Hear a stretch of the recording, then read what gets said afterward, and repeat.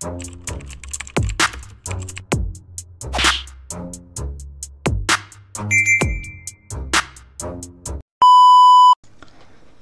what's up mga kumag, I'm back ang inyong online judge, walang iba kundi Judge Jinan. Okay guys, balik tayo sa mga request videos at isa tong laban na to sa Ahon 12, no? Akata versus Poison 13, na alam kong isa sa mga or marami nag-aabang sa review ko sa battle na to, kasi ito yung parang ito yung battle na nagkaroon ng maraming issue about dun sa sinabi ni Akata. So simula nung nailabas yung battle to or nangyari yung battle na to, ito yung nagkaroon ng sinasabi nila na Akata effect. So ito, tignan natin ha. Handa na natin yung sarili natin sa mga masasakit na salita. Although napanood ko na to, pero since nung napanood ko to ng buo ng 22 years to ago 2020 ata to, no? Parang 2020. Hindi ko na maalala kung 2020 or 2021 itong Ahon 12 na to. May date ba dito? Wait lang. Check na. 2021, December 2021. 'Di ba? So ayun, Poison 13 versus Akata. Shoutout kay Junar Basa sa nag-request ng battle na to. So shoutout sa'yo, bossing Junar Basa. At bago tayo mag-start, may mga maririnig kayong mga naggagawa kasi may ginagawa dito sa bahay. So ano lang naman yon, hindi naman ganoon katagal yung mga maririnig nyo. So yun lang. Wala tayong ibang pwesto kung hindi dito lang sa kwarto, kaya kung may maririnig kayong mga nagmamartilyo, nagbabarena, walang sorry, pero yun talaga, ito lang yung venue natin, wala tayong iba. So sa mga susunod, kapag nakumikita na yung channel natin, huwag kayong mag-alala, lagyan natin ng soundproof yun. Okay, so we'll keep on grinding. So sana supportahan nyo pa rin ako, no? From dito hanggang sa maabot natin yung pinapangarap nating studio soon. So sana makikita nyo naman yung improvement soon, pero sa ngayon grind lang tayo ng grind. Okay, so yun, shoutout ulit kay Junar Basa. Poison 13 vs Akata, ito yung request mo. Pasensya na kung medyo natagalan, pero let's go. Ahon 12, Akata. Let's go! Akata live on screen! That means good morning! This is a wonderful day! So there's another squatting na kailangang halongkatin ng stressful na brain. The name is Poison 13, isang feeling magaling, but sa unang tingin, you can confirm na hindi siya okay. Kaya kahit ano pang gawin, ako man ay kanyang paglalaitin, still he can't fucking hide that he's in absolute pain. Alam kong nirequest mo ko kay Enigma, kaya agad ko nang nakita ang iyong makulit na intention. Easy chicken skin, ikaw ay squatting na naghahangad ng libreng therapy session. So let's begin. Deciphering pagkatao nitong si Ginoong Marco Lacson. Obviously, you're living a life with no meaning, kaya consciously, binansagan mo iyong sarili bilang isang lason. Since birth, ikay ganap nang ang kawawa. Galit sa earth pagkat maraming dinamit na pangangailangan. Iniwan ka ng iyong papa nang di mo man lang alam kanyang ngalan. Sabay, mangmang iyong mama, kaya nasadlak kayo sa kahirapan. But don't get me wrong, Marco Molila. Pareho lang naman tayong inabandonan ng sarili nating mga dada. Ang kaso, pinagkaiba, yung nanay mong disgrasyada, panay landi lang. Sabay, nanay ko edukada. Tang-ina. Yun, isa sa mga linya ni Akata na medyo mabigat, no? Or sabihin nating yung personal na yun is mafe-feel mo talaga. Yun yung unang linya na na-feel ko, no? Although may mga personal na si Akata kanina, pero ito, solid yan. Ang sarili nating mga dada. Ang kaso, pinagkaiba, yung nanay mong disgrasyada, panay landi lang. Sabay, nanay ko edukada. Kaya yung iyong mga alaala na puna ng pagkaalila habang kami nanatili sa ginhawa. Not a joke, just a fact. Did you just say na arkitekto yung papa? Paano mo naman yun nalaman kung hindi mo Diba nasabi mo arkitekto ang iyong papa? So, sa laban ni... Hindi ko alam kung sino yung kalaban ni Poison 13 nun. Basta sa barracks yun eh, no? Yung quarantine battles. Hindi ko na matandaan kung sino yung kalaban niya. Kung si Tipsy D ba or... Hindi ko alam kung si Tipsy D. Pero yan, correct me na lang. Medyo nakalimutan ko lang kung sino yung kalaban ni Poison nung sa quarantine battle. Basta meron siyang linya about dun sa tatay na ano. Yun nga, yung nasabi niya na hindi mo kayang bumuo ng tahanan. Yung parang something ganun. Hindi ko na maalala kung sino. Ano nyo na lang ako. Enlighten me na lang sa comment section. Pero napanood ko yun. sa ginhawa? Not a joke, just a fact. Did you just say na arkitekto yung papa? Paano mo naman yun nalaman kung hindi mo nga siya nakilala? Mukhang yung storya pinamana lang sa kanya ng delusyonado niyang mama. Pagkat huli sa iyong galaw at mga forma ang isang verifiable na konklusyon na hindi lang basta iyong ama, kundi pati na rin iyong ina ang siyang source ng iyong na depresyon. Maybe your bitch mom escape from Mariveles Asylum, sabay siya'y nagpaantot sa mga naglalasing na tambay at yun ang naging naratibo kung paano kanya nabuo bilang nakakadiri niyang panganay.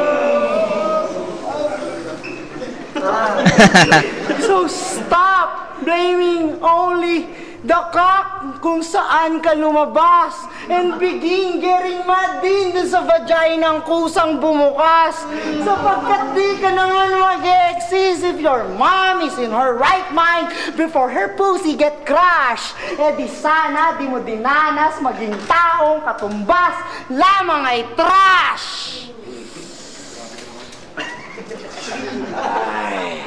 Yung nanay mong kulang-kulang sa adjustment, malaki din ang ambag sa yung personality fragment. Kaya wag kang maging bias when it comes to your issues with attachment. Wag mong isisi na lang lahat sa kung sino yung absent. Title ng yung kanta, This is to Papa. Puta! Kailangan mo grammar enhancement. Dinidis mo ba yung papa? Pareho lang naman kayong palpak, men. You left your family behind kapalit ng kirengking na may 2 supling without thinking na after all of this shit ikay iiwanan niya lang din. Ha! Karma's a bitch and you deserve it. Sa sobra mong stupid, you can't distinguish kung ano ang libog sa pag-ibig. At sa sobra mong toxic, you're entitled na iwanang paulit-ulit hanggang masiraan ka ng pag-iisip. So therefore, I conclude that after this feud, this poison will turn into gloom at walang darating na savior. You'll be in a loop kung saan pagsisisihan mo ang iyong mga nabuong behavior. And you never stop blaming the past while staring at your broken family picture. Now you all know why, but naging Moko Jean at mimicry kanyang style. That's identity crisis, mga bay, pagkat wala nga siyang matinong father figure. You don't want to be like your dad! Kaso ikay tumandaring may decision-making na sablay. Kaya hindi na ako magtataka kung bukas maalawa, magawa mo nang magpakamatay. I will fully understand your reason to commit suicide. At di kita babansagang hangal. Mas okay na nga siguro yan kesa iyong matunghayan epekto ng iyong kapalpakan sa mga tao mong mahal. O ano? Time na? Ayaw mo na? Sakit na? Tuloy pa!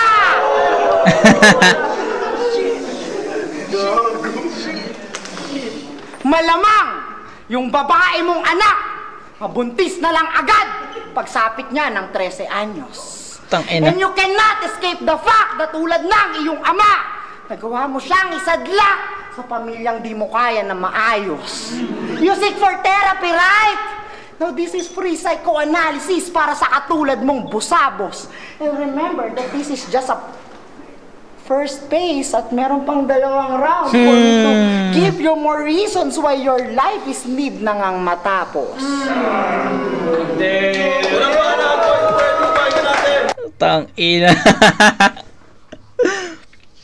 Grabe naman yung akata doon. Yung mga isa sa mga summary, no? Yung summary na ano tawag dito, yung summary ng ang haba kasi nung naging angulo ni Akata about dun sa mother, 'di ba? Pero ang pinaka naging summary doon is yung pinag-compare ni Akata yung mother ni Poison siya sa mother niya na yung mother nga daw ni Poison 13 is pariwara or something karengking daw sabi ni Akata, pero yung sa kanya daw is edukado. So dun pa lang masakit na yun 'di ba?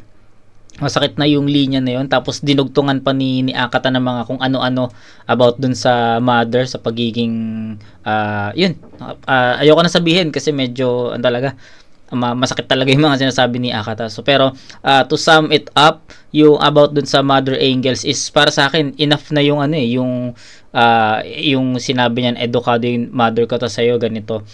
Feeling ko enough na yun para tapusin yung angle na yun. Pero sobrang stretch yung about dun sa mother angel. So medyo nahabaan lang ako, medyo naumay lang ako kasi pwedeng mag-cut na at mag-settle na ulit sa panibagong angulo. Pero yun yung ginawa ni Akata. Although masakit yun, yes, umi-score, pero pansin nyo rin naman or kita nyo rin naman na medyo mahaba yung naging oras. Although non-tournament, okay lang naman yung mga ganito pag non-tournament. Pero yun, medyo medyo nakulangan lang ako sa direktang suntok ni Akata para kay Poison 13 kasi yung mga angulo ni Akata is medyo hindi pa mismo kay Poison 13, no? About lang naman dun sa mother. Pero yung tinutukoy ko yung about dun sa pagiging battle MC ni Poison, yung mga ganito, yung mga punchline na about sa mga kung paano niya dinissect. Ayun yung inaantay ko, yung pag-dissect ni Akata. Pero sa round 1 hindi niya yung pinakita. Pero yun, so far maganda naman yung naging performance ni Akata, more on real talks. And ang masasabi ko lang, medyo na-stretch lang yung about sa mother angle at hindi siya nakapaghanap ng ibang angulo para bigyan ng punchline ang isang Poison 13. So yun lang muna. Tignan natin sa 2 and 3. May sinabi naman si Akata na may 2 rounds pa. Tignan natin kung ano yung mga real talk, ano yung mga masasakit na salita na sasabihin niya. Pero so far, okay yung round 1. Poison 13, tignan natin.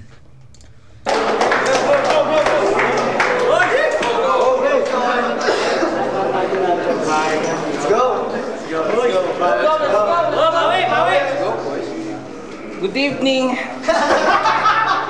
Is this flipped up for real? Am I fucking dreaming? Am I here for a battle? Then who's this stupid-looking human being? Seriously, Arik, who's this bobo na sa hapon nag-good morning? What you're doing is extremely boring and so annoying. Huwag mong sabihin di mo alam, pagkakaiba ng umaga, hapon, gabi at tanghali. Offbeat ka na nga mag-rap, offbeat ka pa rin sa pagbati. Pero sige, good morning, Nico. Kung feeling mo umaga na, di ko alam, ganito pa lang, maging ikaw mukhang tanga. Pag sinabing Poison...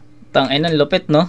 Ginaya agad ni Poison yung estilo ni Akata. Umpisa pa lang to, no? Galing.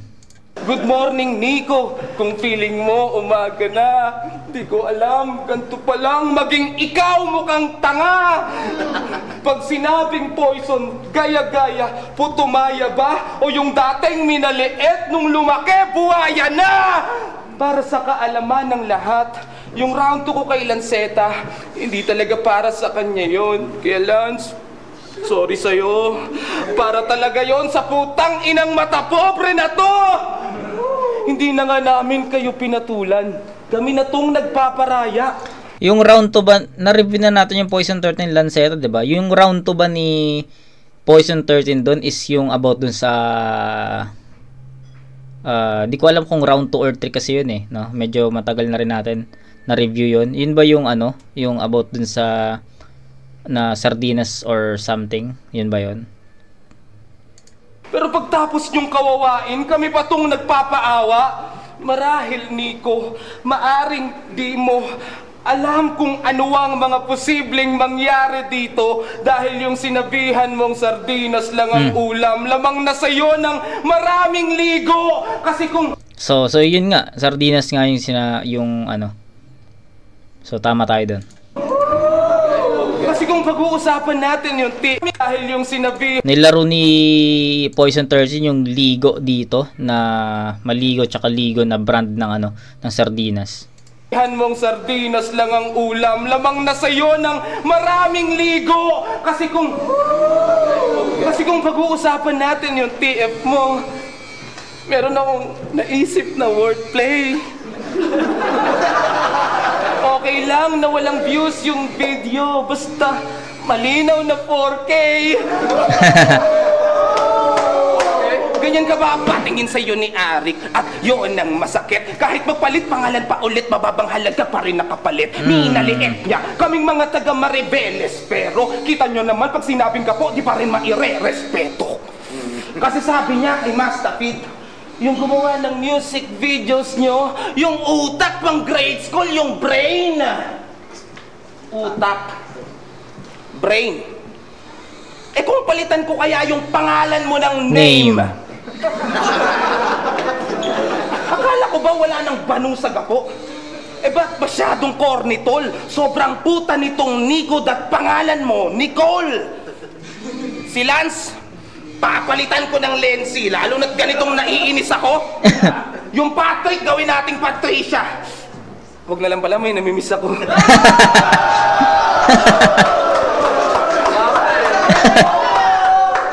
Okay. Pero tama na ang drama, ito'y aksyon na parang hold up. Mali ka ng tinutukan, estilo ko may halong combat. Wala nang social distancing, hindi lang to pang body contact. Talagang may tama sa ulo, itong siniko parang ombak. Itigil mo na ang paglalahad ng kung ano-ano. Sulitin mo na lamang lahat na... Yung Ongbak guys, movie yun ha. So sa mga hindi nakakaalam, panoorin nyo yun. Magandang movie yun, puro action yun, laban-laban. Pambati.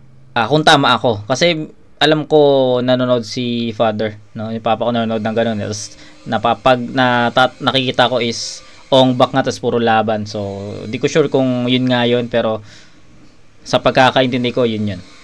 Kontak, talagang may tama sa ulo itong siniko parang ombak. Itigil mo na ang paglalahad ng kung ano-ano. Sulitin mo na lamang lahat ng to kung ako sa'yo. Suicidal ka na daw, kaya last battle mo na to. Huling botilya na lang, tapos lason pa nakuha mo. Tangina mo. Ayun, kitang-kita mas lamang sa mas lamang si, although parehas silang parehas nung unang round, no, sa unang round, sa umpisa ng round rather ni Poison 13, kitang-kita nyo yung pag-mimic or paggaya ni Poison 13 sa style ni Akata. Pero ang pinaka nagkulang kasi kay Akata sa round 1 is yung angulo, na sabi ko nga sa inyo, medyo na-stretch yung isang angle about sa mother, tapos hindi niya nagawa ng iba't ibang hindi siya nakapag-generate ng iba't ibang mga angulo papunta kay Poison. Unlike kay Poison 13 kanina sa round 1, kita nyo naman na malaman di ba? Malaman, iba't ibang angulo yung narinig natin. Tumatama yun, yung pagmimic niya sa style ni Akata is sobrang effective. Tapos nung yung paghalo niya ng konting, or sabihin natin isang linya lang naman yon, yung jokes na yon, yung joke na yon, yung papalitan ko ng Nicole yung Nico, Lensi yung Lanceta, tapos Patricia yung Patrick, tapos wag na lang pala, may namimiss ako. So alam niyo naman siguro yung yung Patricia, no, yung Patricia na names pa sa buhay ni Poison 13, di ba? So alam niyo na yun. Pero overall mas flavored yung round 1 ni Poison 13. Mas compact yung mga punchline, mas maganda yung pagkaka-execute, mas understandable, mas nakuha niya agad yung momentum niya. Umpisa pala nakuha na agad ni Poison 13 yung momentum niya. So I'll go for Poison 13. Sobrang nagustuhan ko yon sa score na 10-8. Medyo ganun yung score ko kasi medyo yung round ni Akata hindi ganun ka kabigat yung mga tama niya. Unlike kay Poison 13 na sunod-sunod, tama tas yung iba pa may bigat. So yun yung pinagkaiba, and I'll go for Poison 13 sa 10-8 na score sa round 1. Wak! Sino yun? Alam na nga yun. Cut! Doon tayo sa...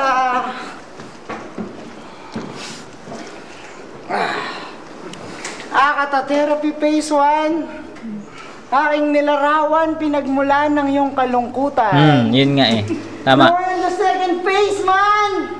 At ito'y nakalaan sa iyong mga nakakasalamuhat na saan ka sa kasalukuyan. Pagkat malaki ang impact sa utak ng mga taong nasa paligid at sa kung saan ka nakalugar. Kaya, tell me who your friends, and I'll tell you who you are. 3GS. Third Generation Supremacy. Battle Rap Authority, yun ba ang inyong concept? Maging grupo ng may malulungkot na childhood memories na nakadevelop ng inferiority complex. The more, the merrier! Kaya kung sino-sinong baguang tulongges ang tinatarget nyong prospect. Every outing, trauma bonding, mga loser na tanging goal ay mag-dominate sa mga contest. You left Mariveles to join 3GS because you think that fame, money, bitches are here. Then suddenly, nung ikay dumating, panay sunog bagat bagong kaululan lang din nag-appear. Mas pinili mo mga kilalang squatting pagkat di mo naisip na si Gerald may magkakakarir. Aray! You witness how he's succeeding. Putang ina mo, balik Mariveles ka na ulit. Di, banding na naman kayong muli ng yung parang JD. Pag yung bayan nyo nasa lanta, picture, sabay post sa FB habang nanlilimos sa madla.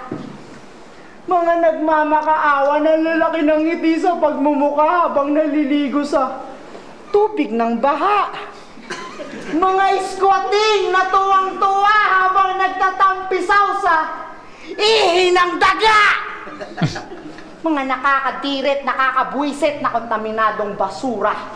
Mga yagit na nagsisigamit ng bitch na may iisang itsura.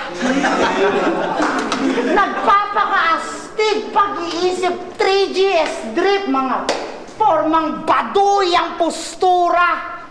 Mga buraot, sagig, panay, pagpapasagib, mga produkto ni Enigma. Tangina, huwag niyo ko sisihin yung 3GS. Bakit mo kuntangan na yung liga? Tangina, wala namang conspiracy sa likod ng battle rap at fuck you pa rin sa ayaw maniwala. Iyak pa, Enigma!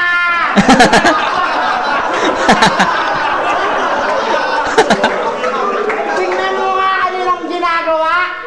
Mga influencer na walang alam, nagpapakalat ng kamangmangan. Ako yung nasaktan dun sa sinabi ni Akata kay Arik Ako yung nasaktan dun sa sinabi niya. Gago. Ang lakas ng loob ni Akata gumanon kay Boss Arik no? So tuloy natin to. Tingnan mo nga kanilang ginagawa. Mga influencer na walang alam, nagpapakalat ng kamangmangan. BDS na squatting, mahirap na anti-poor, ano yan? Duality of man. Mga nabubuhay sa di malamang dahilan, ultimo prinsipyo at paninindigan kinalilituhan. Mukhang mga walang balak, tigilan kanilang paggagamitan. Pimpinsan, Si Jonas, inyong tinabla at iniwan. Mga walang pakialam porket mas bumenta tandem nila ni Lipcram. Tapos nung namatayan, biglang kunwari, kaibigan. Wala ba talaga kayong natutunan sa pagkamatay ni Lilchan? Speaking of Lilchan, rest in peace. Pero talagang nakakatawa. Di ba't bago siya lumisan, siya'y tinablan nyo pa. Tapos nung namatay itong mga artista, may paiyak-iyak pa. Akala ko ba mga ganap na siga ba't dun sa pumatay sa inyong tropa, wala kayong nagawa? Ay. Bigat naman. Magkakagrupo lang ba talaga kayo para mag-ambagan? Si J. King hanggang ngayon nasa kulungan. Ba't di kayo dun mag-ambagan? Oo nga pala! Boss Shernan fully supports the war on drugs. Kaya para sa kanyang pulpol na political views, si Hoda ng magdusa inyong Brad. Takot ba kayo dun? Pues ako hindi. Alam ko, may mali ako kay Shernan, pero hindi ko inurungan. Pero para meron pa siyang extra income, pakisabi na lang na doon kami sa URCC magsuntukan. Papaliwanag ko lang sa'yo Gagi. Dahil bobo ka, hindi mo pa rin maintindihan na ang pagiging squatting ay hindi kawalan ng pera o bahay na matutuluyan. Ito'y tumutukoy sa pagkatao, pag-uugalit, kaisipan. Kaya hindi porket nakabili na kayo ng bahay, nakatakas na kayo sa nakaraan. Kayo ang mga putang inang dahilan kung bakit yung mga subdivision ay nadudumihan.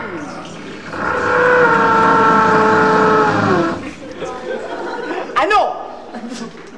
Masaya ba na maging kilala na sa tuwing malulungkot ka, magpo-post ka sa social media upang manghawa ng iba? Wala ka man lang bang pagsusuri man lang sa epekto ng iyong katangahang ginagawa? Sa dami ng sayo, tumitingala, magpapakita ka lang na nanghihina ka.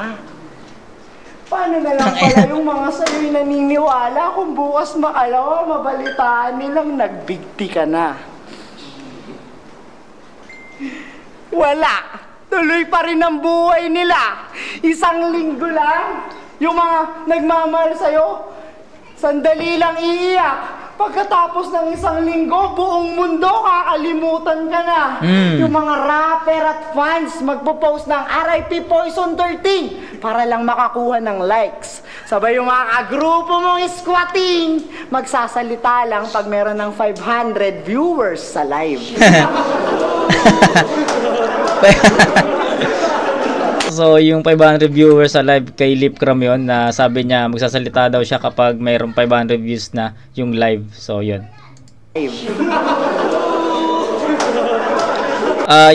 Nag-live si Lipcram kasi nun nung about dun sa Apex issue sa Sunugan. Ayan. Tapos yung nanay mo makulit. Makakaisip ng malupit na racket. Magtatrama siya sa internet dahil sa kakulangan niyo sa budget. Sabay sa iyong libing, magpapaikot pa siya ng basket. Sabay online, magpo-post ng GCash number katabi ng iyong casket. Cut! We're done on the second page. Because this subject is completely out of place. Kabog ng heart rate, mistulang heart base, mental state niya hindi na nga safe. But my devil says to drive him more insane. Because this is what Arik pays. Push poison to kill himself to end his pain. Alam mo ba kapag nagpakamatay kayo, yung suicide mission, ano yung mas revenue kasi million views yung mga flip-top videos.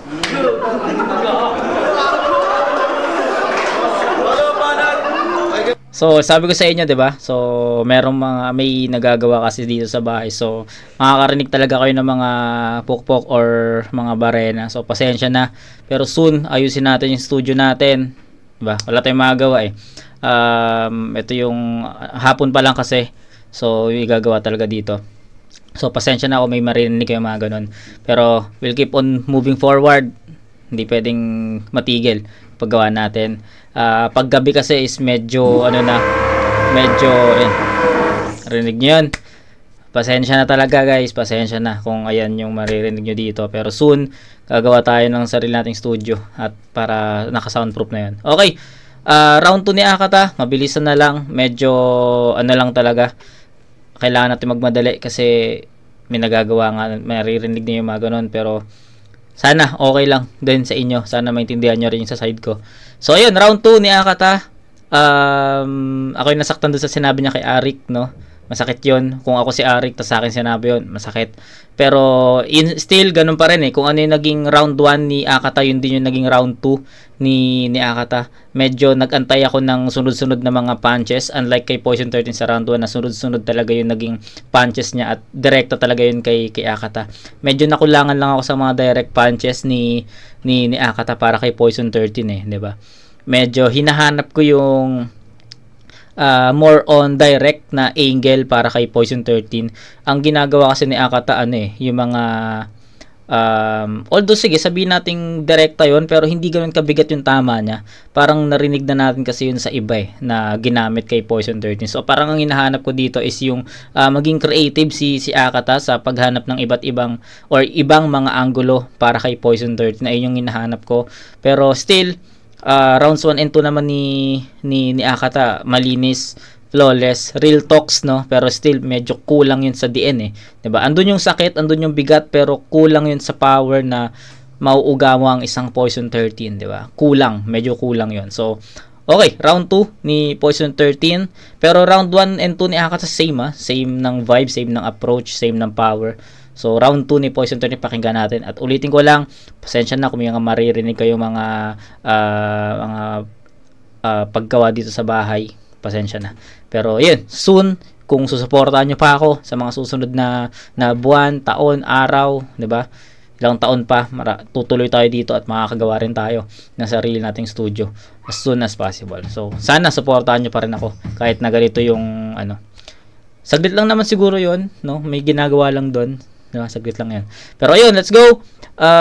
Round 2, Poison 13.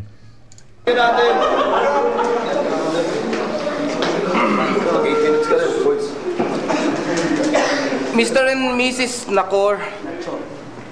Anong na-choke? Mr. and... Ay, Nachor. Okay. Salamat sa pag-correct. Mr. and Mrs. Nachor. Kung maayos kayong magulang, bakit ubarubal? Okay lang sa inyo na yung anak nyo ganito kakupal? Anong klase kayong magulang? So feeling nyo magpapaapi ako? Kinonsinte ang pangmamaliit, ang pangit ng pagpapalaki sa'yo. Sa labis mong pangmamata, sarap dukutin ng iyong eyeball. Ilang beses nang nirambol itong Nico Di Parinto naging icon. Iba to sa 3DS, ito yung... Ilang beses na nirambol itong Nico Di pa rin naging icon. So angas nung palindrome ni Poison sa part na yun.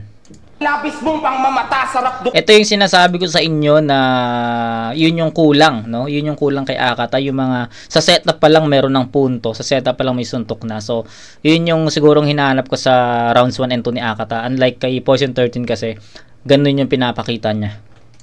Tukutin ng iyong eyeball, ilang beses nang nirambol itong Nico Di Parinto naging icon.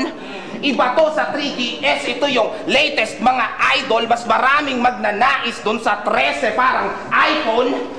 Kasi ang yung pagiging bobo parang logo ng Apple lang sapagkat makikitang nabawasan ng konti, wala namang kumakagat.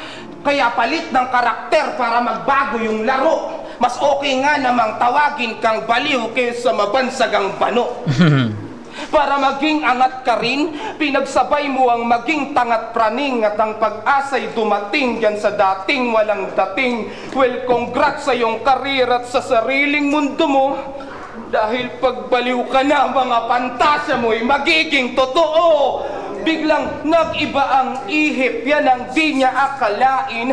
Napapaikot niya yung pan, ang dali niya lang daragin. Aba Nico, yan lang yung sayo. Amihan ang sa akin at ganap ka ng... Galing nun. Aba Nico lang sayo. ganap amihan yung sa akin. Sobrang tindi nun, men. Ang lakas nun. Napapaikot niya yung pan, ang dali niya lang daragin. Abaniko, yan lang yung sayo. Amihan ang sa akin at ganap ka ng... Abaniko, yan lang yung sayo. Amihan ang sa akin at ganap ka ng baliw ngayong nahipan ka ng hangin. Presidente ng Sentral Lakas Luzon, nun. ba yan daming nauto niya? Kalaban niya, sardinas lang, tanging ayudang nakukuha. Kung leader ka sa lakaran, ba't di ikaw yung nangunguna? Kung ikaw yung namumuno, pues ako yung namumunga. Kung ikaw yung Siksik, namumuno... guys. Ito yung sinasabi ko sa inyo na hinahanap ko sa rounds 1 and 2 ni Akata, yung pagiging siksik sa mga punto, siksik sa mga haymaker, siksik sa mga punchline. Ayun yung hinahanap ko sa rounds 1 and 2 ni Akata na hindi natin narinig. Rounds 1 and 2 ni Poison 13, tingnan nyo. Angat na angat yung mga punchline. Sa setup pa lang andun na yung sundot, eh, di ba? Setup sumusundot na, sumusuntok na, di ba? Yun yung hinahanap ko talaga sa rounds 1 and 2 kay Akata, kasi medyo na-stretch talaga yung mga angles ni Akata, no? Parang nag-stay siya dun sa isang angulo, tapos ginawa na lang niya ng iba't ibang mga branches doon, pero still hindi ganun kabigat, eh, di ba? Sabi ko nga sa inyo, masasakit yung mga real talk niya, pero sa power medyo bitin. Sa energy nga mas lamang si Poison 13 sa energy, eh, 'di ba? Medyo kulang talaga si Akata para sa akin, no? In terms of mga haymakers at mga punchline. Unlike kay Poison 13, iba yung atake ni Poison dito. Ka sa lakaran, ba't di ikaw yung nangunguna? Kung ikaw yung namumuno, pues ako yung namumunga. Kung ikaw yung namumuno, pues ako yung namumunga. Mga ninuno mo'y nakadiskubre ng apoy. Makinig mga utoy, sila'y natutong magluto para lang magpatuloy. Selebrasyon sa pagkain, naging maagang abuloy. Unang taong namatay para yung lason matukoy. Kaya wag mong iyabang yan kung ayaw mong mabasa. Galing nun. Unang taong namatay nung lason ay natukoy. Malalim yun, ha? Pero ang angas nung punto nun. Nagparang bumalik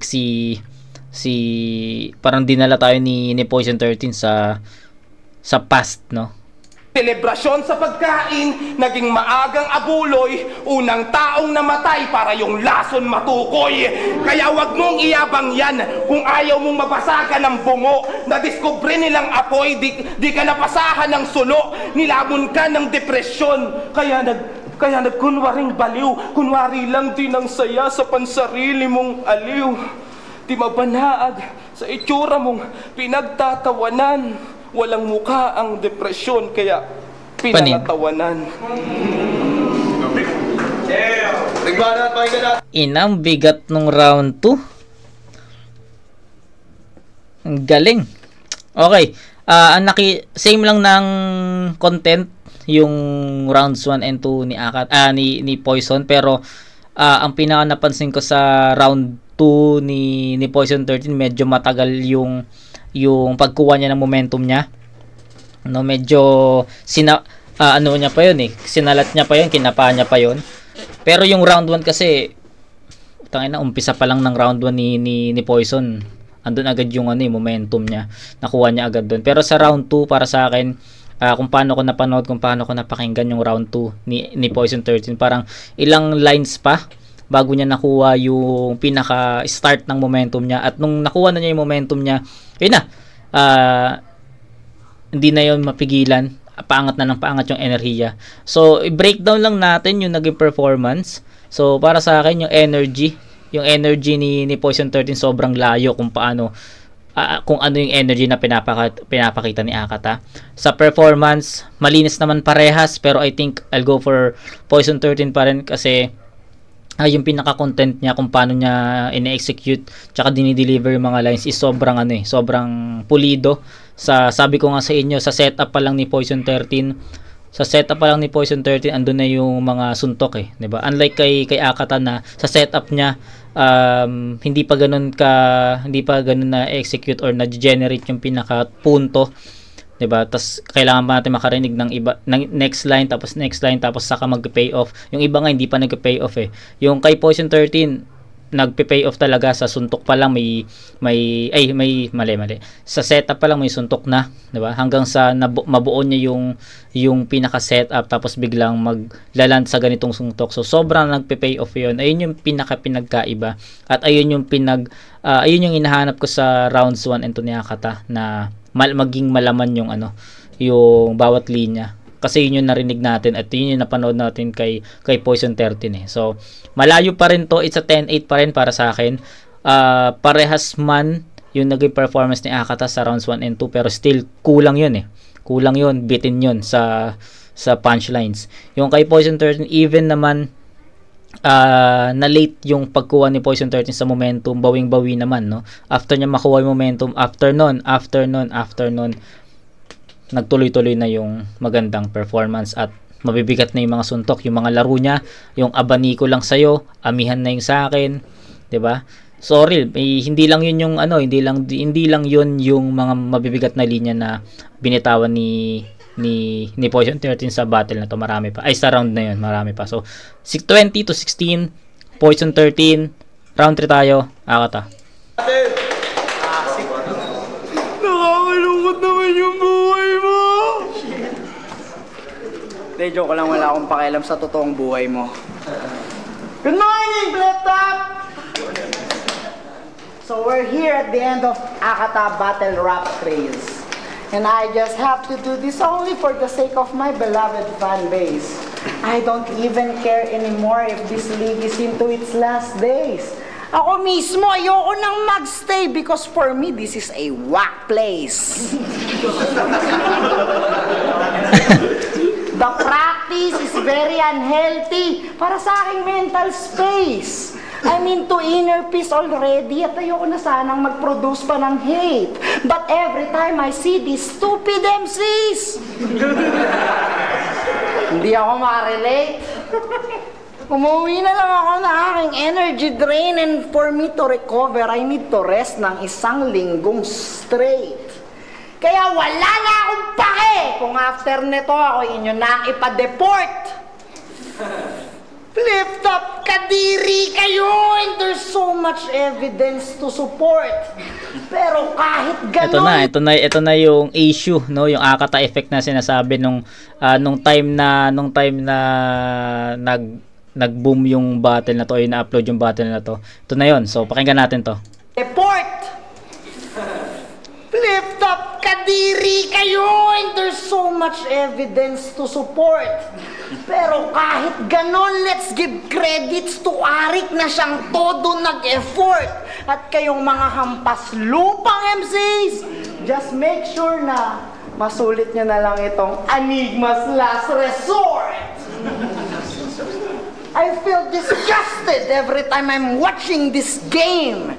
You are the reason why being a Filipino is nothing but a shame. Kayong mga maledukadong nanatiling battle rap slave doing everything for fame while a Chinese man is getting paid. Reality check! 17 na ang iyong tinalo dahil sa sipag mong magtrabaho. Magpuyat, gumawa ng mga berso at magdamag na mag-ensayo. Kaso, ano nga ba talagang napala mo? Bakit parang walang pag-asenso sa kabila ng pagbabago? Mukhang nakatulong lang iyong mga panalo upang papagtakpan mo ang iyong lungkot na pilit mong tinatago.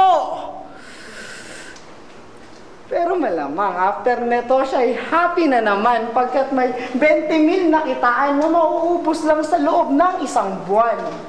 Yang buhay, talagang ganyan kapag yung money language di mo maintindihan. Kahit anong kita mo ng pera sa kahirapan, hindi ka na makakaalis dyan.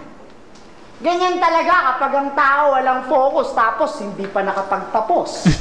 Ultimo, simpleng pag-perceive sa assets and liabilities, inaasa pa sa Diyos. Kaya malamang, edad 40 ka na, bumabattle ka pa rin.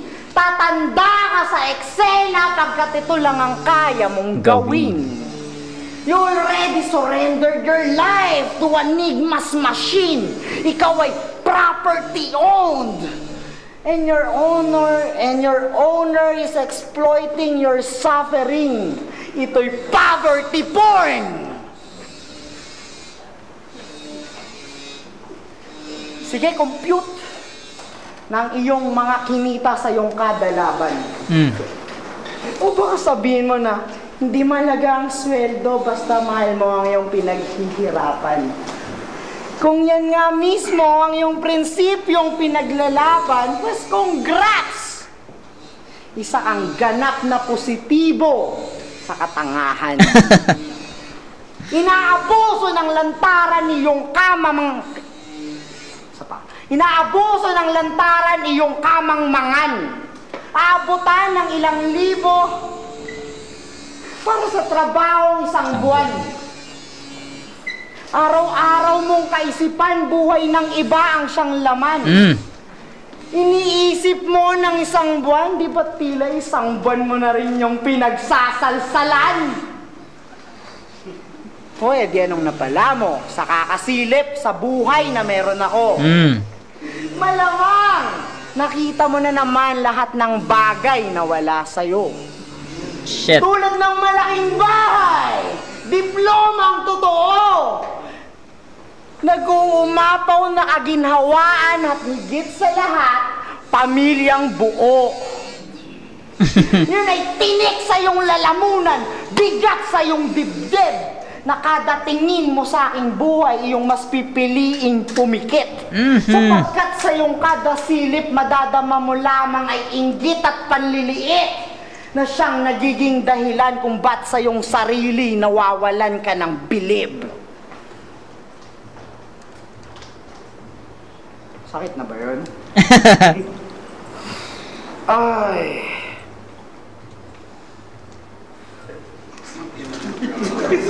Overtime na daw eh. Ayaw na ni Arik marinig. May masakit pa naman sana akong sasabihin, kaso... Go, go, go. Sige, go daw.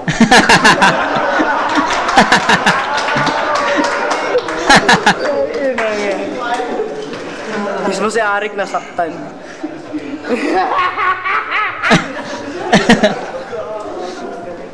Ano na? Ano na ba yung sasabihin ko? Hey, nako. Okay na yun! Flip top, I'm done! Paalam sa lahat. Masyado nang mababa ang amat sa akin ng battle rap, kaya... Okay na yun! Flip top, I'm done! Paalam sa lahat. Masyado nang mababa ang amat sa akin ng battle rap, kaya... Akata out. Sa wakas, sa utak ko wala ng hassle. Siguro babalik na lang ako ulit kapag si Enigma na yung kabatel.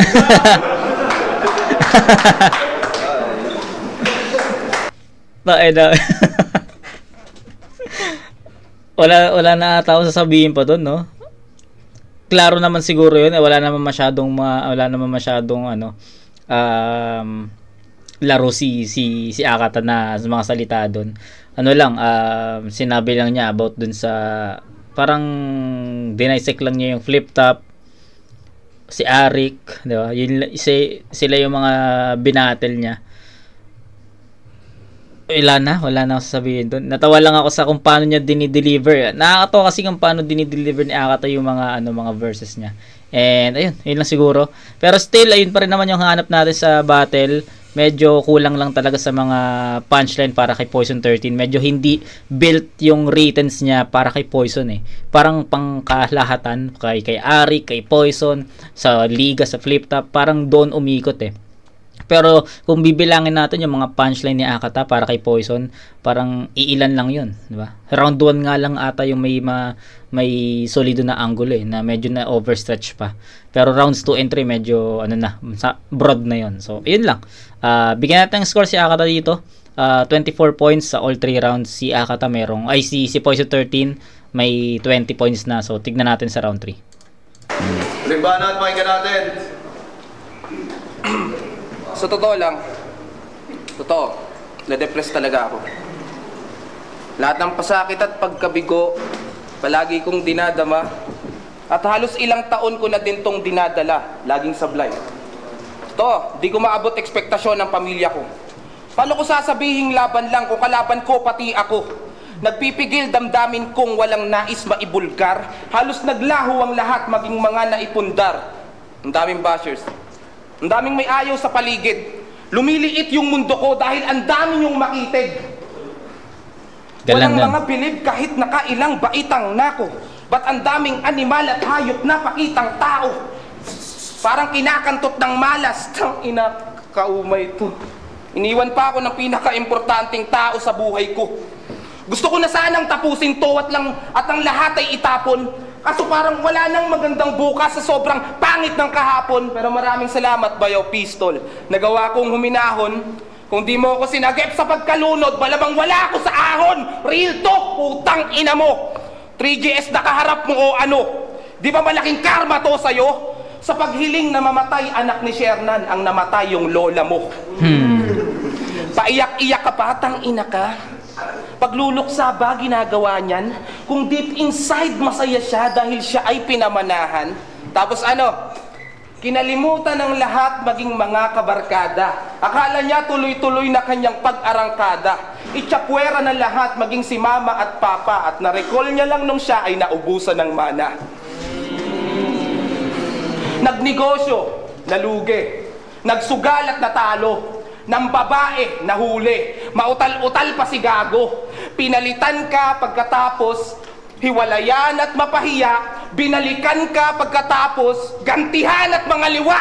Kaya wala ka ng tiwala sa lahat. Ngunit paano ka gaganti? Tanging dubi na lang ang iyong nanatiling kakampi. Hindi ako tutol sa marijuana. Hindi ako kumukontra. Pero anong silbi ng pagiging sabog kung mag-isa ka lang bumobomba?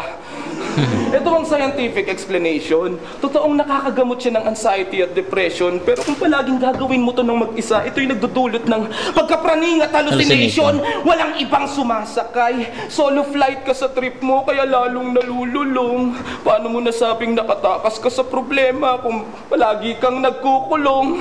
May sira na utak mo, tapos feeling mo gumagana. Oo, laughter is the best medicine, pero hindi normal kung mag-isa ka lang tumatawa. At ang sayang dinadama ay naging sayang na pala. Solid yung mga verses. Sobrang siksik talaga ng mga verses ni Poison 13 dito. So, grabe yung yung execution, grabe yung pagkakasalansan niya para mabuo yung ganong concept. Tapos yung imagery na nabubuo pag binibitawan niya at naririnig natin. Grabe yung imagery doon. Solid na round para kay Poison 13 to. Inaakala mong gamot ay siya pa ang nagpalala, habang buhay kang lugmok sa ginhawang panandalian. Dahil marami kang panggamit, wala ka namang paggagamitan. Pero sige, ituloy natin ang buhay kung sinong magtatagal sa atin. Parehas lang tayong may pinagdaanan, pero maraming nagmamahal sa akin. Sa madaling salita, na-depress ako sa dahilang napabayaan ko ang kapakanan ko, samantalang ikaw ay na-depress ng dahil sa kagagawan mo. Huwag mo na akong questionin. Game over na sa larong to. Psychologist ka, diba? Pwes, alam mo lahat ng sagot sa tanong mo.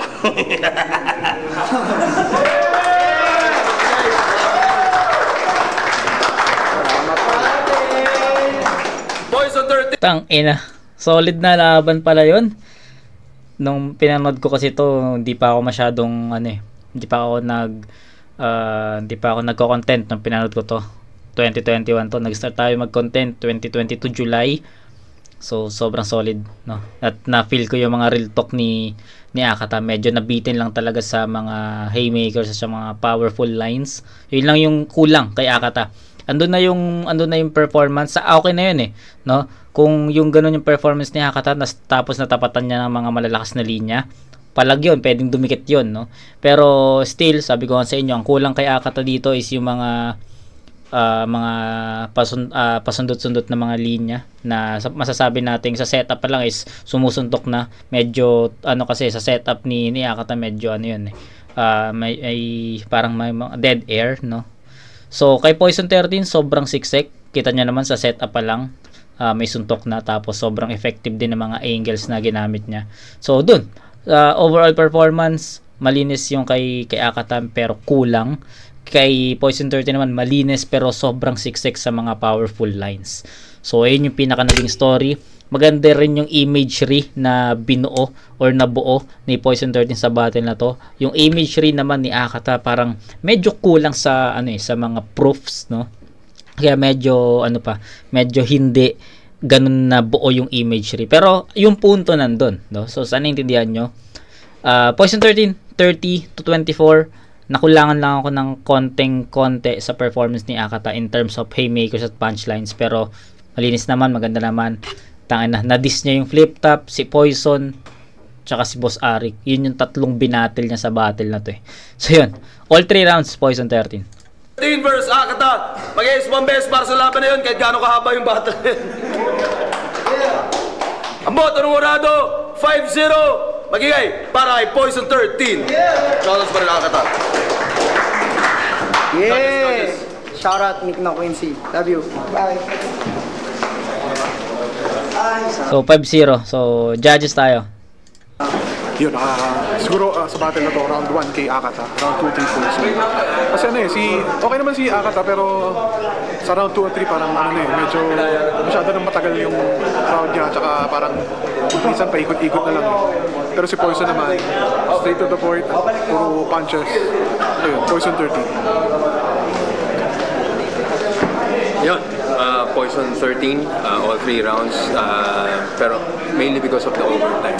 Yun. So kumbaga, mapagbibigyan mo 2-minute rounds, nalagpas ng konti, abot ng 2 minutes and 30 seconds, pero ito sobrang intentional eh. So disrespectful yun.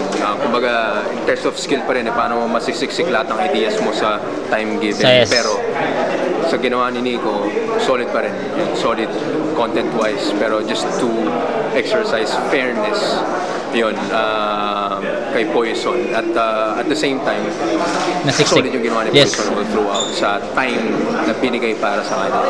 Pero solid laban, kumbaga minus the judging, solid overall yung laban yun. Sana maging classic overtime. Pero yun, Poison. Yo, binoto ko rin si Poison 13. Sobrang lupit din naman ng ginawa ni Akata. Talagang in character siya. Siguro kung pang personal development shit, okay yung mga ginawa niya kasi kumbaga, yung sinasabi niya parang pang eye-opener din, hindi lang sa kalaban niya.